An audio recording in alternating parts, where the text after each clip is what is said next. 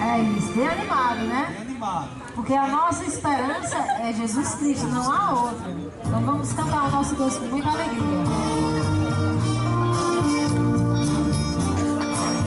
Todos com suas mulheres.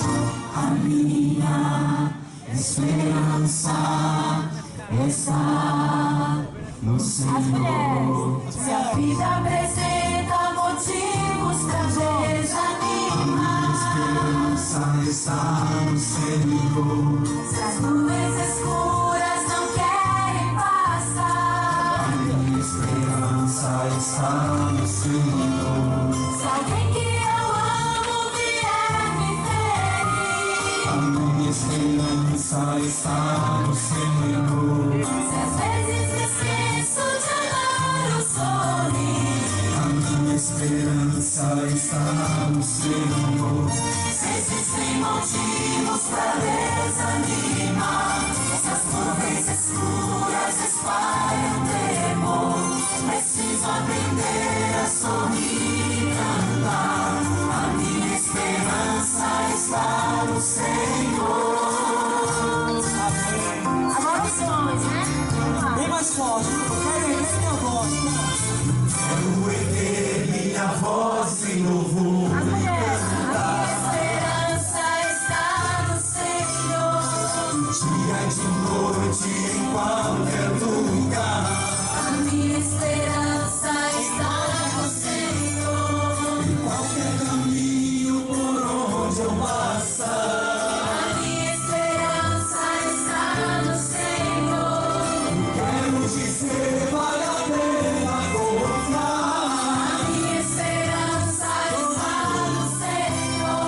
Se existem motivos pra desanimar, se as nuvens escuras espalham temor, preciso aprender a sorrir e cantar. A minha esperança está no Senhor.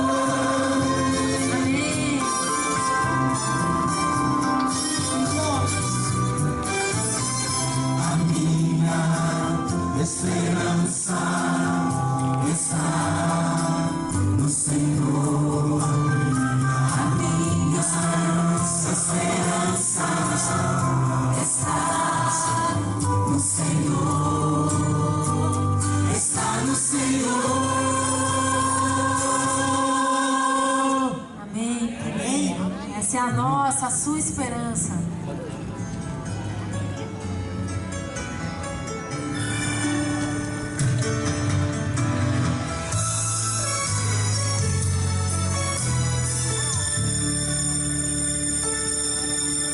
Estava eu no barco, sem rumo a navegar. De repente veio um temporal, eu ia naufragar. Os ventos me assustavam, cada vez mais e mais. Minha alma se angustiava em meio ao temporal. Fiz todos os esforços, cante.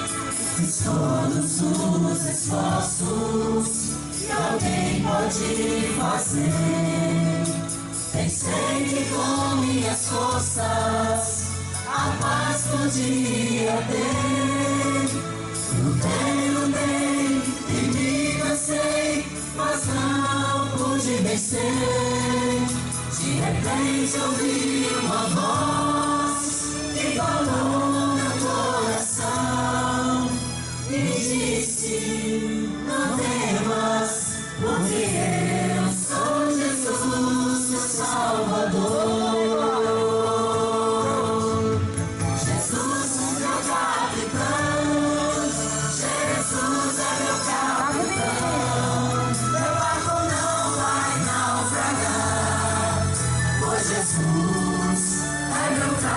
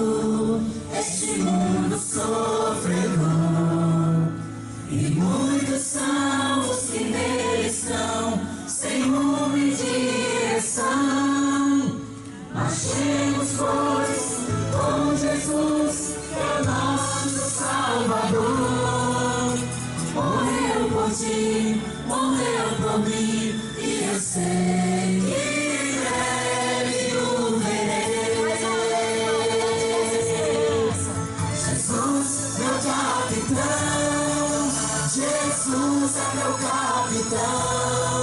Meu barco não vai naufragar, pois Jesus é meu capitão. Deixa ele guiar a sua vida. Jesus, meu capitão, Jesus é meu capitão. Meu barco não vai naufragar, pois Jesus é meu capitão. Mais uma vez. Jesus, meu capitão, Jesus é meu capitão. Meu barco não vai naufragar, pois Jesus é meu capitão.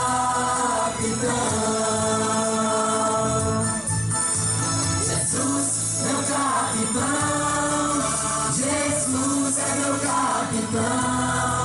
Meu barco não vai naufragar, pois Jesus é meu capitão.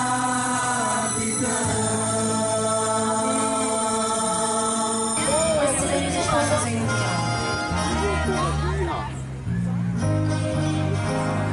Bom e quão maravilhoso é que os irmãos vivam em união. Quão bom e quão maravilhoso é que os irmãos vivam em união. É agora, viu? Aperte a mão do seu irmão e dê um sorriso pra ele. Aperte a mão do seu irmão e cante essa canção. Satisfação eterna, isso não é melhor. Prazer já visto, sou de Jesus, e agora eu sinto satisfação sem fim. Paz real. Sim, paz real, sim, gozo na aflição.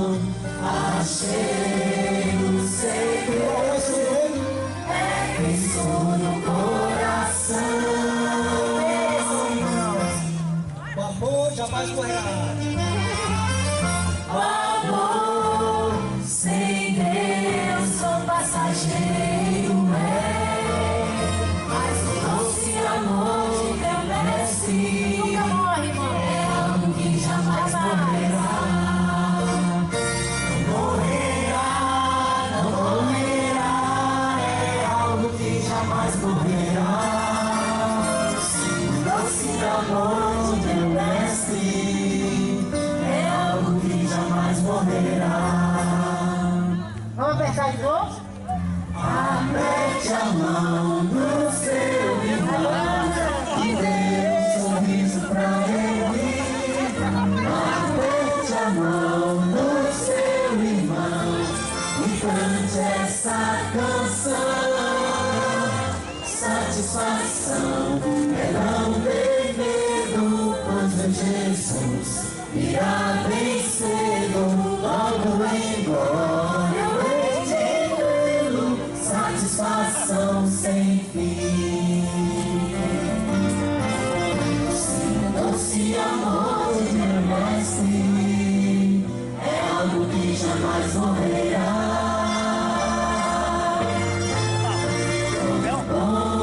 Quão maravilhoso é que os irmãos vivam em união.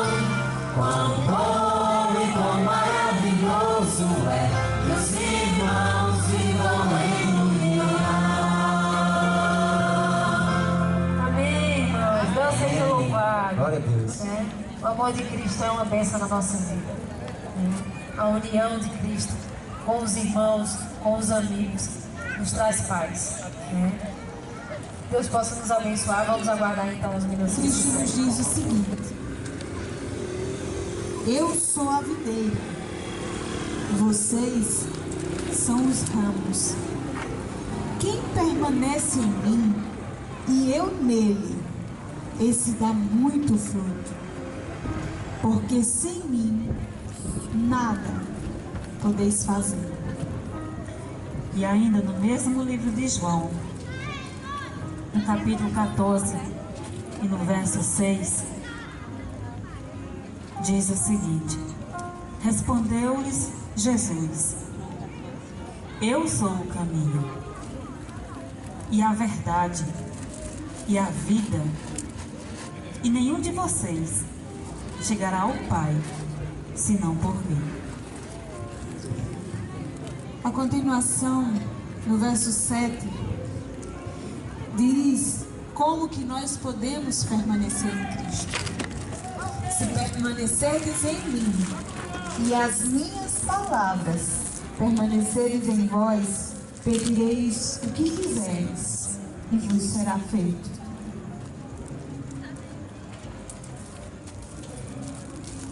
E no livro de Atos, com relação a Jesus, que é suficiente, nos é dito o seguinte: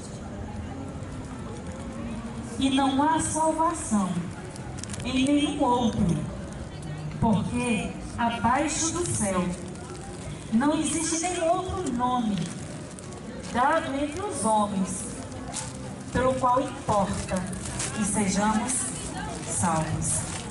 Então, quando diz que Jesus é suficiente, Ele é extremamente suficiente para tudo quanto nós necessitamos, para tudo quanto nós queremos e para tudo quanto nós pedimos. Ele é suficiente para libertar você da condenação do pecado, que é a morte eterna. Ele é suficiente para transformar a tua vida, para transformar o teu coração. Ele é suficiente para fazer a obra que você almeja que seja feita na sua vida e nem você consegue mais. Porque entre os homens nunca foi dado e nunca será dado nenhum outro nome pelo qual importa que todos sejam salvos. Jesus, o teu Salvador, Ele é mais do que suficiente para a salvação da tua vida e da vida de qualquer um que o aceite. E nesse momento, para nós. Boa noite a todos. Aqueles que souberem e quiserem me acompanhar nesse louvor, né? Vamos louvar o nosso Deus maravilhoso.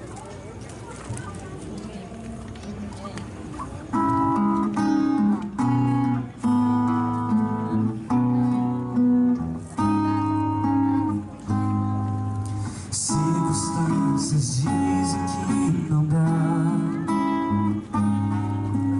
falam que você está tão perto de parar.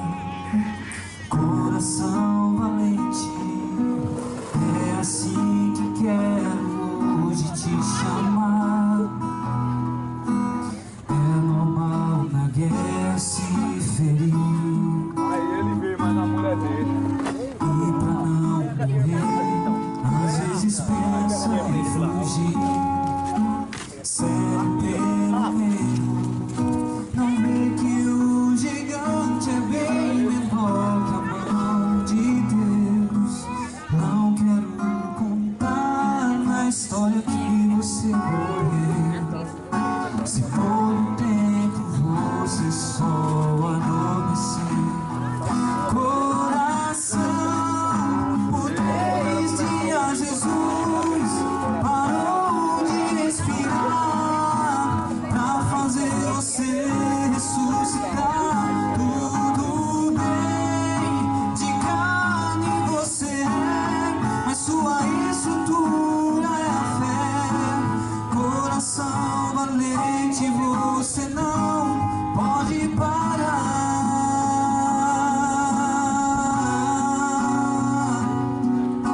Ei, você tomou uma cadeira pro rapaz aqui, ele é meu filho. É normal na guerra se ferir, e pra não morrer, às vezes pensa em fugir. Sério pelo medo, não é que o gigante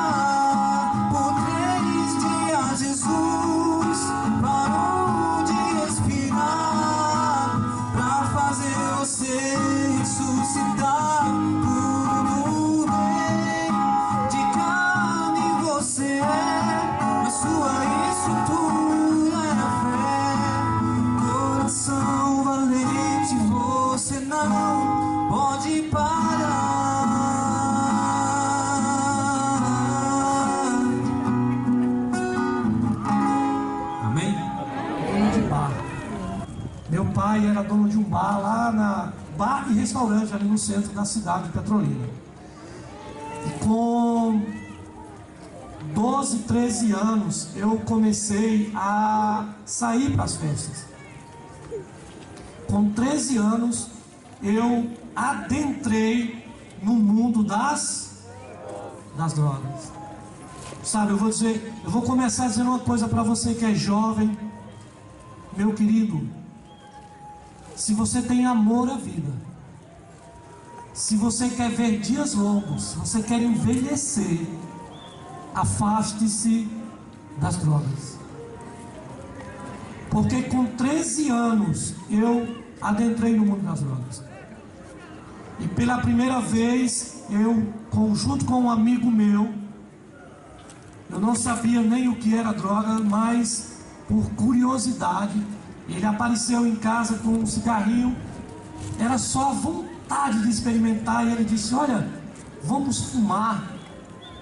E como eu morava ali no centro, eu fui lá perto daquela antiga estação, que hoje é o SAF. E lá, ali na linha do trem, sentei com ele e fumei um cigarro desse tamanho. E não aconteceu nada. Era mais a vontade de querer descobrir o mundo. Então, não demorou muito para passar por um cigarro maior. E logo, logo, em pouco tempo, eu agora estava completamente o quê? Viciado. Quando eu cheguei aos meus 14, 15 anos, eu conheci uma turma de amigos ali no centro da cidade. E todos os dias a gente se encontrava ali na Concha Acústica. Era uma turma de amigos, de 10 amigos. E o passatempo da gente era levar naquele tempo era toca-fita, e a gente botava música de rock, e lá a gente fumava alguns baseados. E o tempo foi passando, a turma foi crescendo. E de repente aquela turma se reunia ali na Concha Acústica. Já eram uns 20. E todos com o mesmo propósito: conversar, passar tempo, falar de namorada, fumar um baseado e ouvir música de rock. E aquela turma, irmãos, tinha uma música da Bahia naquele tempo. E tinha uma parte lá que um camarada, quando estava agitando lá no trio, e ele dizia assim: cadê a galera do mal? E a gente achou muito bonito aquele refrão, e a gente batizou o nome daquela turma de Galera do Mal. Se você já ouviu falar da Galera do Mal, com certeza está aqui um remanescente da Galera do Mal. E essa turma existiu no começo, no final dos anos 80. E essa turma não se conformou só com drogas. Logo, logo a gente partiu para armas.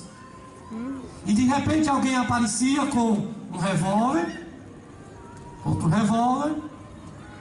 E em pouco tempo a gente ali brincando ali, conversando, cada um ficava exibindo suas armas. 38, 22, 32. E a gente foi crescendo, viu? Partimos para outra. Naquele tempo não existia câmeras. E aí a gente começou a roubar lojas ali no centro da cidade. Estourava as paredes de vidro das boutiques, entrava para dentro, pegava as roupas. Criamos uma inimizade com a cidade de Juazeiro. E se alguém aqui que está ouvindo lembra ali no final dos anos 80, sabe como era. Se você fosse para Juazeiro, você apanhava. E se eles viessem para Petrolina, a gente dava cacete neles, porque se criou uma rivalidade. E o nosso passatempo era ir para as festas, arranjar confusão e arrumar brigas. Ok. Aquela turma então começou a tirar a vida de algumas pessoas. Infelizmente. Certo dia, um amigo meu, que eu não vou citar nome, não quero incriminar ninguém, mas foi verdade. E certo dia um amigo meu chegou na minha casa junto com os 2 amigos que eu mais andava. Ele chegou entusiasmado e comprou o meu primeiro revólver. Isso em uma sexta-feira. E ele puxou e me mostrou um 32, cheio de bala. Eu agora estou maquinado. E eu vou dizer uma coisa para vocês, irmãos, eu nunca dei armado. Andava com a turma, mas não queria andar armado. Porque eu tinha muito medo, pelo temperamento que eu tenho, de repente me envolver numa briga, tirar a vida de uma pessoa. E eu não queria carregar esse peso pro resto da minha vida. Deus que me livre disso. Ok, esse amigo chega, me mostra uma arma, eu agora tenho o meu ali, beleza. Já convidando para no outro dia ir pro trevo. E eu disse, amanhã eu não vou sair, vou ficar em casa. Mas no domingo a gente sai. Ok, esse camarada comprou uma arma na sexta-feira, irmão. No domingo nós vamos pro Bambuzinho. Quem é mais antigo aqui sabe, todos os domingos o Bambuzinho tinha festa. Todo domingo o Bambuzinho tinha festa, música ao vivo. E eu fui. E como nós tínhamos uma rixa com o pessoal de Juazeiro, aquela turma enorme, chegou ao ponto de ter 20, 30. E brincando aí na meio daquela turma, 10, 15 armas. E tinha um amigo meu, que ele comprou uma 12, ele cerrou o cano da 12. Nós tínhamos uma bolsinha, antigamente que era moda, chamada Cairê. E ele cortou o cano, e ele andava com a bolsa Cairê, com uma 12 dentro de uma bolsa. E eu fazia parte dessa turma. Resumindo, no domingo eu estava lá no Bambuzinho, eu com esses 2 amigos meus, de repente aparece um camarada da cidade de onde? De Juazeiro. E esse camarada tinha que parar a moto justamente próximo da gente. E ele era um rapaz bonito. Aí, embora eu seja homem, a gente sabe que o homem é bonito. Embora a gente não ache homem bonito, mas sabe que para as mulheres ele é bonito. E quando ele desceu da moto, ele passou próximo da gente. E um da turma da gente soltou uma piada com ele. E ele, na hora que ia passando, ele disse como é. E os colegas disseram, você que é, amigão? Você está fazendo, o que é que você quer falar? O rapaz, não, estou perguntando o que foi que eu fiz. E esse amigo meu, com esse bendito 32, que havia comprado na sexta-feira, era um dia de domingo. 2 dias depois que ele tinha comprado o revólver, aquele menino surgiu do nada, disse, afasta todo mundo aí. E a gente afastou, deixou só o pobre do rapaz no meio. Ele sacou a arma e atirou no peito do rapaz. E matou aquele menino ali, no meio de uma festa. E o rapaz caiu, e quem ajudou ele foi os policiais da PM. Colocaram ele no carro e levou. No outro dia fiquei sabendo que o rapaz estava morto. Fiquei me perguntando, meu Deus, por quê? Qual é o sentido disso de tirar a vida de uma pessoa por nada? Tem um verso na Bíblia que diz assim: se você ferir com ferro você será o quê? Ferido. Tem um outro texto da Bíblia que diz assim: os caminhos do mal são caminho de morte. E aquela turma começou a cair igual a peça de dominó. E morreu 1, e morreu 2, e morreu 3, e morreu 4. Morreram mais de 20. Teve um que esfaqueou e ele morreu esfaqueado. E ainda por cima com a faca atravessada no crânio. E eu comecei a ver cada um dos amigos caírem igual a peça de dominó. E a partir dali eu tomei consciência da minha vida. Meu Deus, não é isso que eu quero para a minha vida. Eu sei que mais cedo ou mais tarde vai chegar a minha vez. E foi através de um amigo meu, usando drogas comigo, que eu conheci falar do amor de Jesus. Amém. Usando drogas. Me falou de Cristo. E eu me interessei por esse Jesus. Com 22 anos de idade, decidi visitar a igreja. Namorava com hoje, que hoje é minha esposa, convidei, fizemos a visita, recebemos um estudo da palavra de Deus. A partir de hoje, eu abandono esta vida. E sabe por que eu estou aqui até hoje, com quase 50 anos? Porque eu aceitei Jesus como meu Salvador. Porque se eu não tivesse aceitado Jesus, se eu tivesse me iludido com vida de drogas, de roubo, de assalto, eu já teria perecido. Meu jovem, não se iluda. Tudo que você sente na veia, o seu entusiasmo, sua alegria, eu já senti. Mas vai te custar muito caro no dia da tua vida. E olhe, escute o que eu estou lhe dizendo, para que talvez num dia em que você venha pagar um preço caro pelo que você está escolhendo, você venha lembrar das palavras que eu estou dizendo aqui nessa noite para você. Saia desta vida enquanto é tempo. Porque eu vi mais de 20 amigos meus morrerem assassinados. Não compensa esse mundo. É ilusão. Por favor, meu jovem, não creia nas minhas palavras, creia nas palavras de Deus. Esse caminho é caminho de morte. E se você quer ter longos dias, saia desse caminho enquanto é tempo. Louvado seja Deus, porque hoje eu me encontro com vida e com saúde. Nunca precisei tirar a vida de ninguém, mas por conta de que eu tive um encontro com Cristo. E agradeço muito a Ele por poder estar aqui nessa noite em nome de Jesus. Esse é meu testemunho para você, jovem. Abra os seus olhos. Não se iluda com o mundo das drogas. Que Deus te abençoe em nome de Jesus. Meu nome é Bruno, conhecido como Bruno da Montanha, missionário. Missionário da verdade presente. Alguém aqui sabe o que é a verdade presente? É a verdade para o dia de hoje. E a verdade para o dia de hoje eu vou apresentar para vocês numa história como vocês nunca ouviram.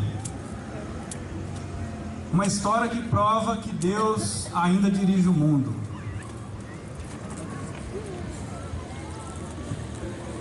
Deus, lá no passado, mais de 2.600 anos atrás, já sabia o que ia acontecer agora, nos tempos que nós estamos vivendo. Eu vou mostrar para vocês, provar, lá na Bíblia, no ano 605 a.C. No livro de Daniel, capítulo 2, nós vemos a história do rei Nabucodonosor, o rei mais poderoso que existiu naquela época. Esse rei fazia muitos escravos de todas as nações. E ele queria a sabedoria dos outros reinos. Ele estava interessado em saber o que todo mundo sabia. Ele queria ser o mais poderoso, o mais rico, o mais inteligente. E ele transportou para o reino dele um jovem chamado Daniel. Esse jovem, ele ficou ali sendo escravo, mas ao mesmo tempo era considerado como um dos sábios da Babilônia também, por ter conhecimento do reino dele.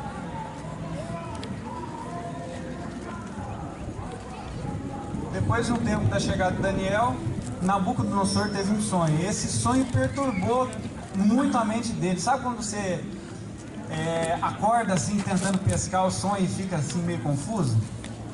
Foi assim que o rei acordou.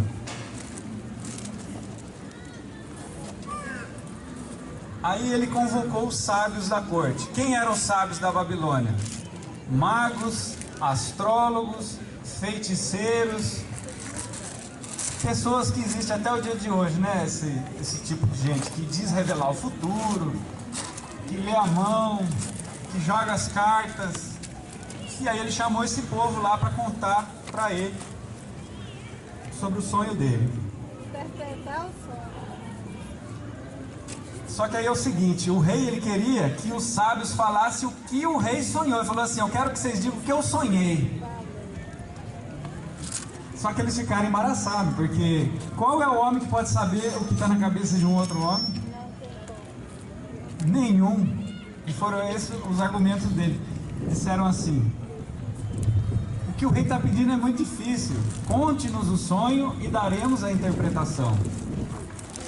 Aí o rei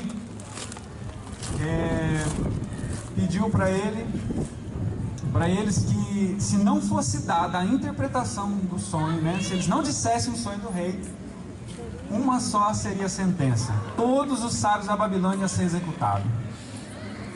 O homem era bravo demais. Pensa numa sentença rigorosa. E ele foi e baixou o decreto por escrito. Aí essa carta por escrito chegou na porta de cada sábio da Babilônia. E aí Daniel, quando leu, ficou desesperado. E aí então Daniel chamou seus amigos, que também eram adoradores do Deus verdadeiro, Criador dos céus e da terra. Falou assim: homem nenhum pode saber o que está na cabeça de um outro homem.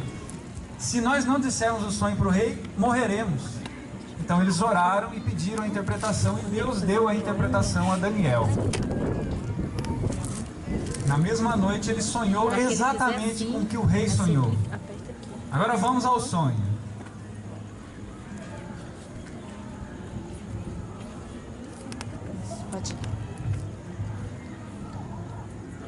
Pode passar.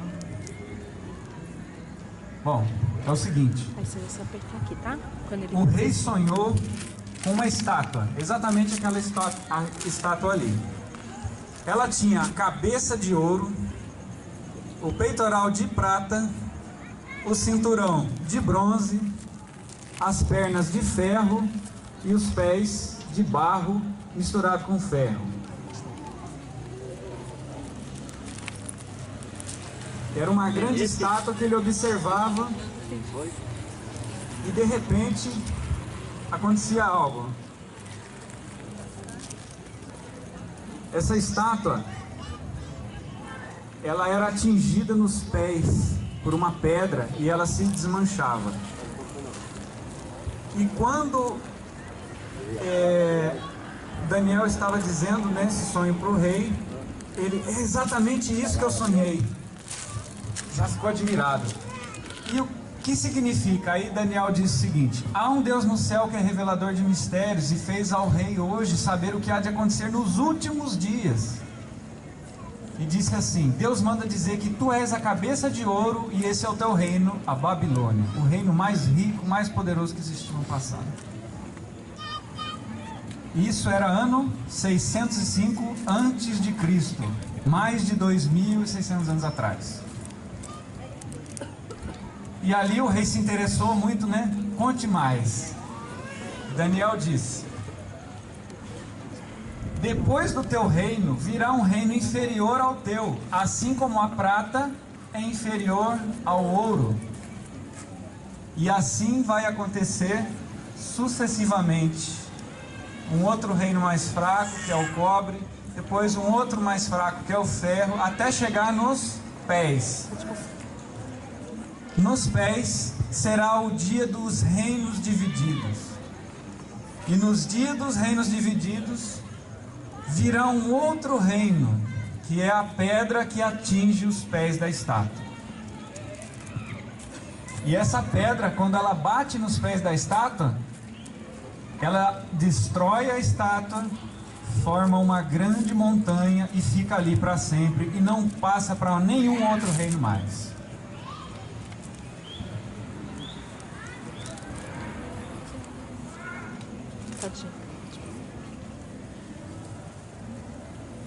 Pode passar. Passa lá.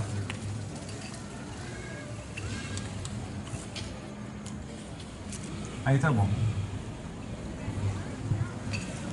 Então, aconteceu o seguinte: Daniel, ele era muito jovem quando falou esse sonho para Nabucodonosor. Nabucodonosor, o rei da Babilônia, ficou tão impressionado que colocou Daniel como governador da província da Babilônia, deu ouro, presentes, um monte de coisa para Daniel, por causa dessa interpretação, e reconheceu que o Deus de Daniel era o Deus acima de todos os outros deuses, porque pôde revelar tamanho mistério.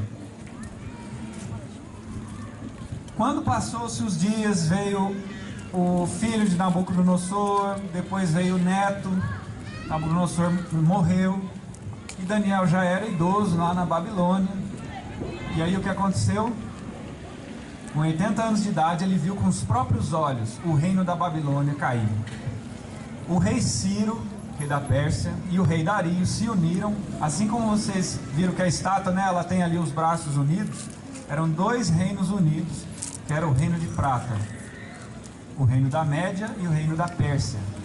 Atacaram a cidade da Babilônia e destruíram a cidade da Babilônia, porém eles pouparam a vida de Daniel, porque sabiam que ele era profeta de Deus, e que ele já tinha falado isso há mais de 70 anos atrás.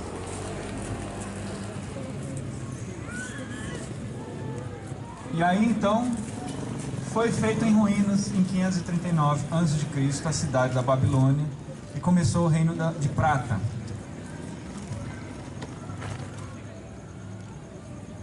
Interessante que 150 anos antes disso acontecer, o profeta Isaías, ele disse o seguinte, que um homem chamado Ciro iria arrebentar os portões da Babilônia para poder livrar o povo de Deus que estava escravo lá dentro.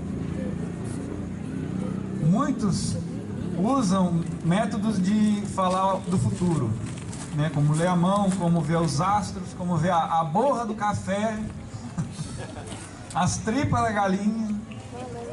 Agora eu pergunto para vocês, será que são esses métodos que Deus escolheu? Certamente que não.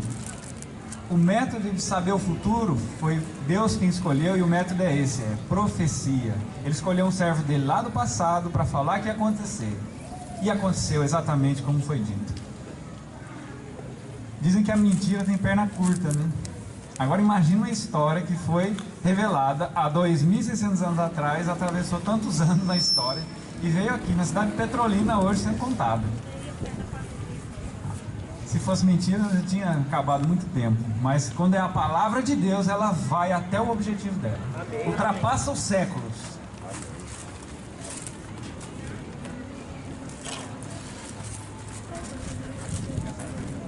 Depois do reino da Média Pérsia, vieram muitos reis, e veio então Alexandre o Grande. Quem já ouviu falar de Alexandre o Grande na escola?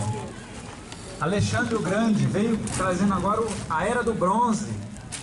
Olha que interessante, não é assim que a gente aprende na escola, que é a Era do Bronze? Por quê? Ele usava escudos de bronze, espada, armadura, moeda, era tudo de bronze. Exatamente como diz a profecia. Na era de Nabucodonosor, as moedas eram todas de ouro. Na era da Média Pérsia, as moedas eram de prata. Na era de Alexandre o Grande, as moedas eram de bronze. Será isso coincidência? Não é coincidência. Isso é a presciência de Deus. Deus já sabia de tudo como seria. E Ele profetizou com precisão todas essas coisas. Passou-se o tempo.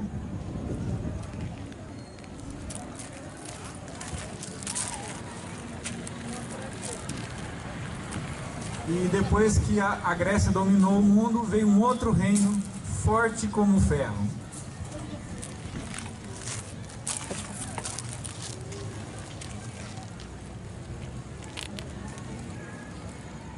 Os gregos perderam a guerra em 168 a.C. para Roma.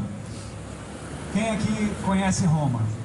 Roma é muito famoso, né? Um império que dominava de uma maneira que não deixava nem escravo, né? Não era igual o rei da Babilônia, não. Ele chegava e mandava pôr fogo em tudo, destruir tudo. Era um rei muito severo, o rei de Roma.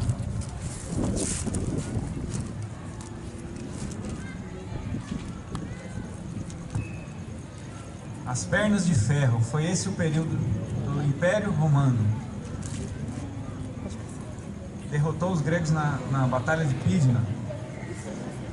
Aí passou o Império Romano, chegamos nos pés. O ano 476 depois de Cristo, a queda do Império Romano, ela se deu de uma forma muito ardilosa, porque eles eram muito, como que se diz? Eles arquitetavam muito como que iam fazer as coisas. Os romanos dominavam sobre 10 países bárbaros, que eram países que eles consideravam inferiores aos deles.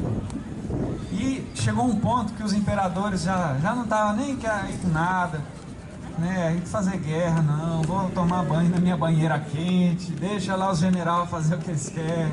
Aí o império foi, caindo em decadência. E aí os países que eles dominavam começaram a dominar eles. Os países bárbaros atacaram Roma. Roma se enfraqueceu. E para não se acabar de vez, eles fizeram uma estratégia. A estratégia de Roma foi a seguinte: já que a gente não domina eles mais pela força, porque eles se fortaleceram mais do que nós, e estão nos atacando e guerreando contra nós, vamos dominar eles pela consciência. Eles criaram ali então a religião católica, apostólica, romana. Eles pegaram todos os conceitos do paganismo, como a adoração das imagens, a guarda do domingo. Manda um pouquinho, fazer favor. Em qual momento? No momento que você falou que o poder, exército se tornou religioso. Sim, era um império e se tornou um poder religioso, porque eles não conseguiam mais dominar pela força. Eles foram então, e a estratégia mudou, e eles fizeram o domínio das pessoas pela consciência. E colocaram ali então o bispo de Roma para dominar a consciência das pessoas, e começou a Idade das Trevas. Porque a partir desse momento houve um declínio muito grande do conhecimento.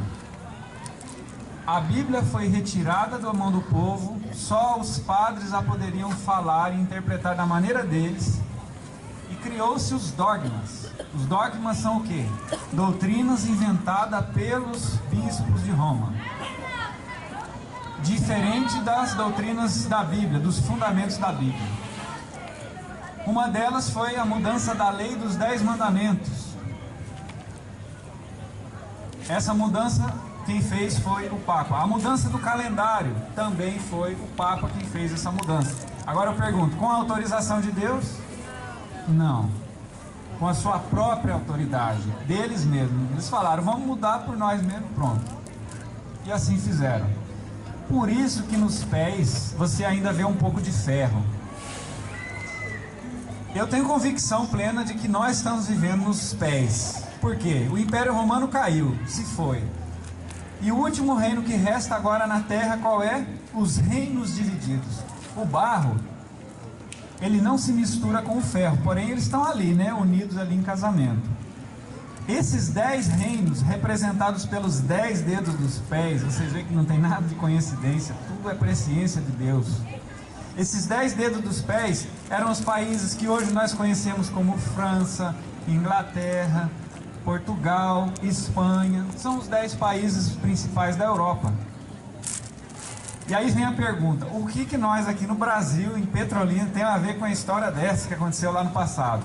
Como que a gente se encaixa dentro da profecia? Qual é o idioma que vocês falam aqui? Português veio da onde? Portugal é um dos dedos dos pés. Quem veio aqui no Brasil ensinou os índios a vestir roupa, a ter esse estilo de vida, de construir casa e tudo mais? Os portugueses. Então, nós hoje somos influência da globalização que a Europa causou no mundo inteiro. Então eles enviaram navios para colonizar o mundo inteiro. E aí o mundo inteiro agora quer ser assim, todo mundo do mesmo jeito.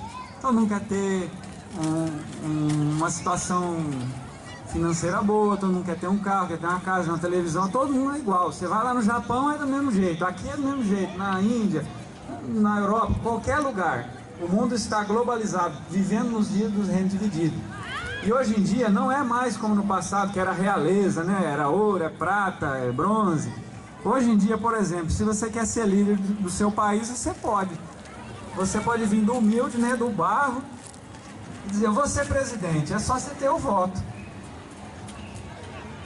Nesses dias dos reinos divididos, que são os últimos dias, determinado por Deus para que o homem governe sobre o planeta Terra, porque é isso que significa a estátua. A estátua representa o ser humano e o tempo que Deus determinou para que o ser humano governe sobre o planeta Terra, e esse tempo está chegando no fim, e nós estamos já na unha do dedo do pé. E o que acontece depois? Vem a pedra.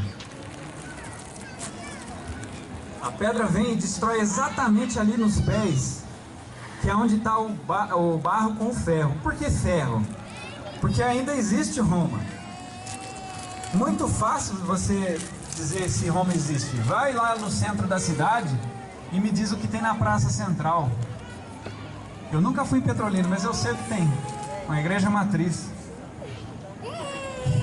católica, romana.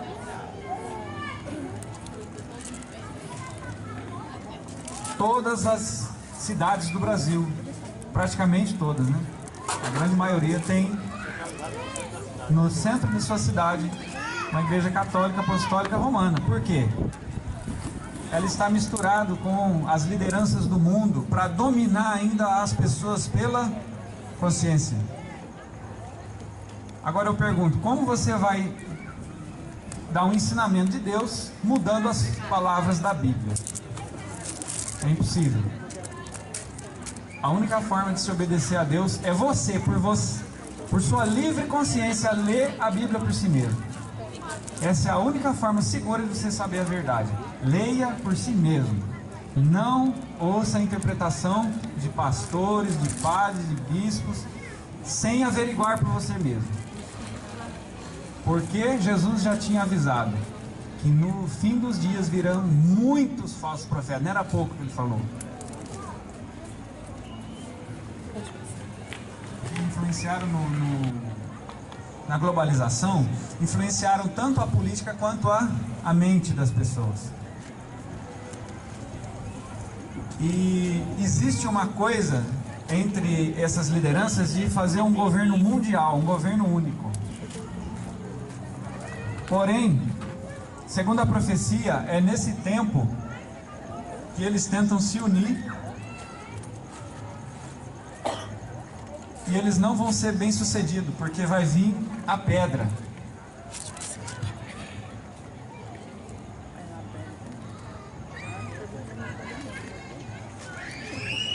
No meio dessa correria dos reinos, para poder fazer um reino mundial, para fazer assim, a ideia deles, né?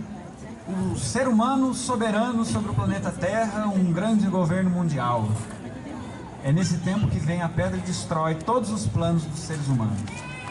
E quem é a pedra? Eu pergunto para vocês. Alguns dizem que é o ZT. Vão vir para o planeta Terra. Outros dizem que é o meteoro. Tem gente que diz que é uma grande catástrofe, mas não sabe o que é.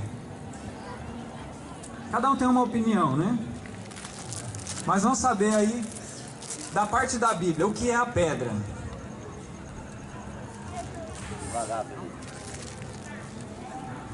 Lá no livro de Daniel diz o seguinte: mas nos dias desses reis, o Deus do céu suscitará um reino que não será jamais destruído, e nem passará a soberania deste reino a outro povo.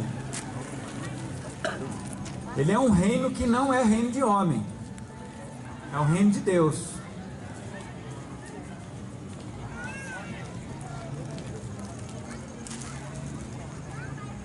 Então esse reino vem para destruir os reinos da terra. O reino de Deus, ele precisa eliminar os reinos da terra para poder fazer o reino dele.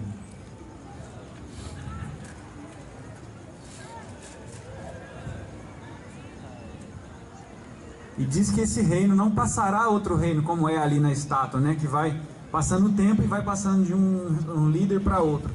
Esse reino que é o de Deus, ele vai destruir os reinos do mundo e fazer um que vai durar para sempre.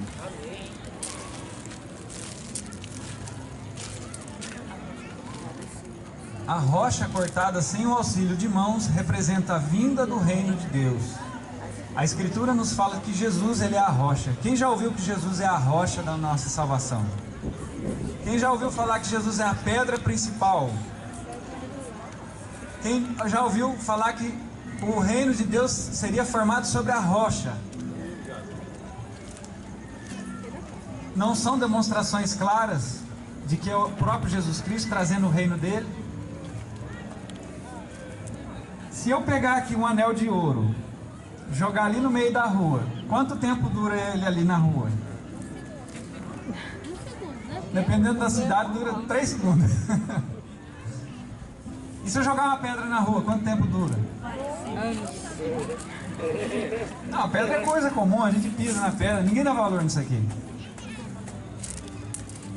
Por isso que os reinos da terra foram comparados ali com os metais. Não sei porquê, mas o ser humano se atrai muito porque tem brilho. Tudo que brilha dá valor, né? Seja metal, seja pedra preciosa. Agora, se você pega um diamante, uma barra de ouro e uma maçã e põe na frente do cavalo, o que ele faz? Pô, maçã.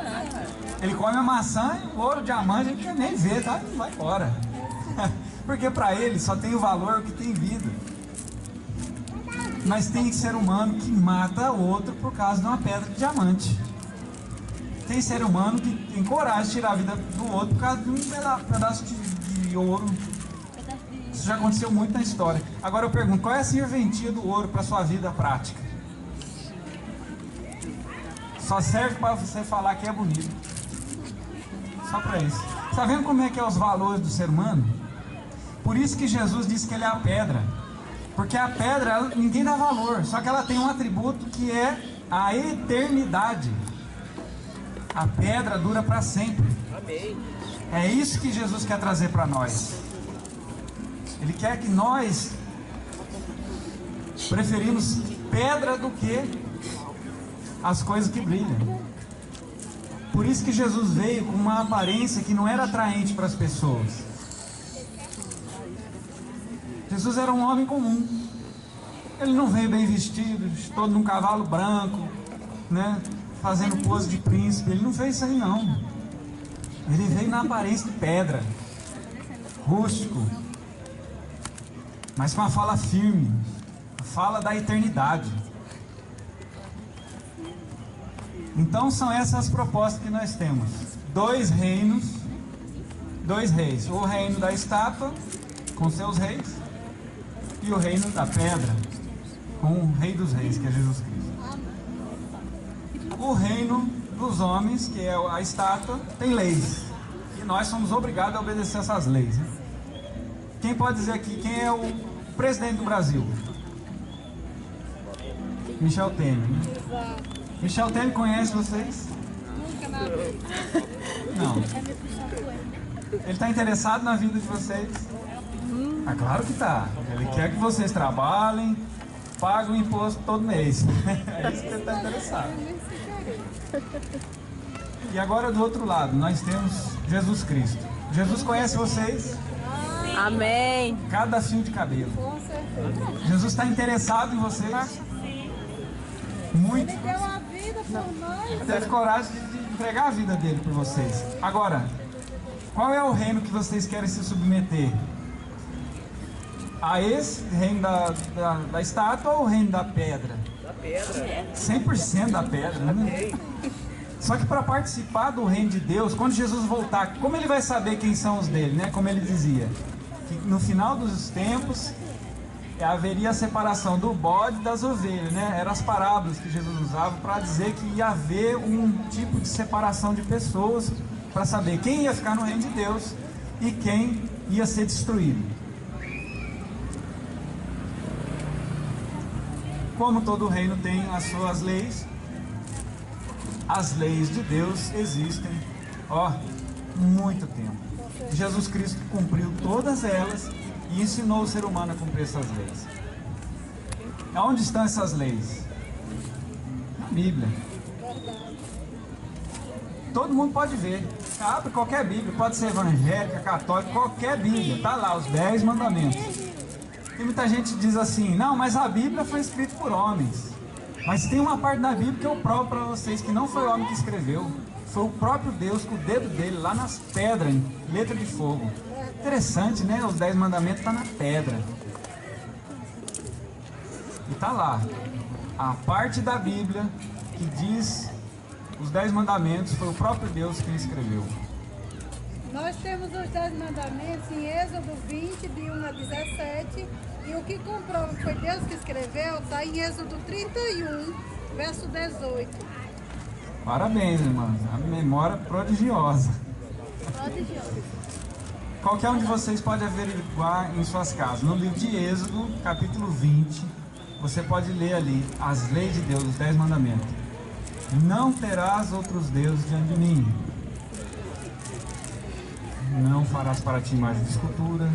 Não tomar o nome do Senhor teu Deus em vão. Lembra do dia de sábado para o santificar. 6 dias trabalharás, farás toda a tua obra, mas o 7º é o dia do descanso. Que Deus abençoe. Honra teu pai e a tua mãe, para que se prolongue os teus dias na terra que o Senhor teu Deus te dá. Não matarás, não furtarás, não adulterarás, não dirás falso testemunho, né? Ou seja, não mentir contra o teu próximo. Não cobiçarás. Não cobiçar as coisas alheias do teu próximo, nem casa, nem alimento, nem mulher, nem coisa alguma do teu próximo. Não é difícil, né? Os mandamentos de Deus são a base da lei, da sociedade, da moral, da convivência harmoniosa. Porque um dia o reino de Deus vai chegar na volta de Cristo, quando Ele vier nas nuvens do céu, conforme Ele prometeu. E Ele vai trazer o reino dele. E aqueles que já estão obedecendo ao reino de Deus vão fazer parte desse reino automaticamente, vão passar para o reino de Cristo. E aqueles que estão em desobediência com o reino de Deus, em revolta, não querendo obedecer a Deus, não vai ter lugar para eles. Infelizmente, essa é a lei. Porque o tempo de salvação é agora. O tempo de escolher qual lado você quer estar é agora. Porque nós estamos chegando assim, ó, na pontinha nos últimos dias. Os sinais da volta de Cristo estão muito próximos. Terremotos, fomes, guerras, famílias com o amor se esfriando, filho contra pai, pai contra filho.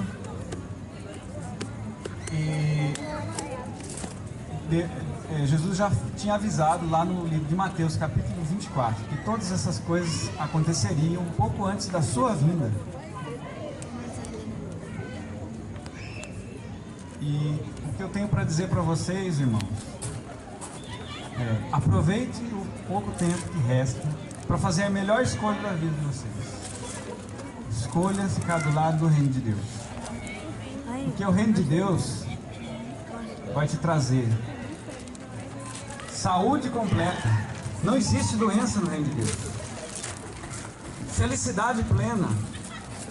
Você vai morar do lado das pessoas que você gosta. Você vai viver eternamente.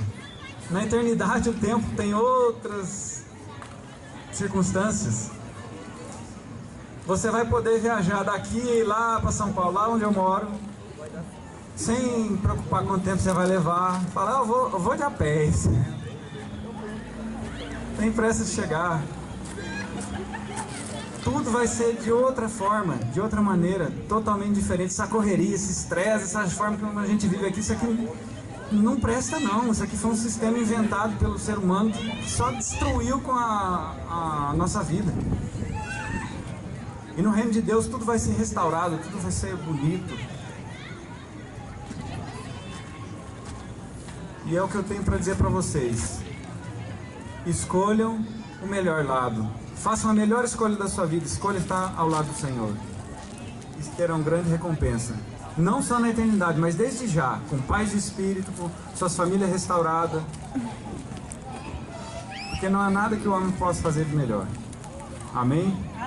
Deus seja louvado. Senhor Deus e nosso Pai, Criador dos céus e da terra. Em nome de Jesus Cristo, encerramos essa apresentação das profecias. Despeça, Senhor, todo esse povo na Tua paz. Que eles vão para casa agora, sabendo que a Tua palavra é o que pode transformar a vida do ser humano. Que a Tua palavra é a fonte da vida, a qual nós devemos buscar para beber dela e trazer alegria plena e salvação para dentro de nossas casas. Louvado seja o teu nome, o nome do Senhor Jesus Cristo, teu Filho, entregou por nós. Que venha o teu reino, Senhor, e seja feita a tua vontade. Em nome de Jesus, amém.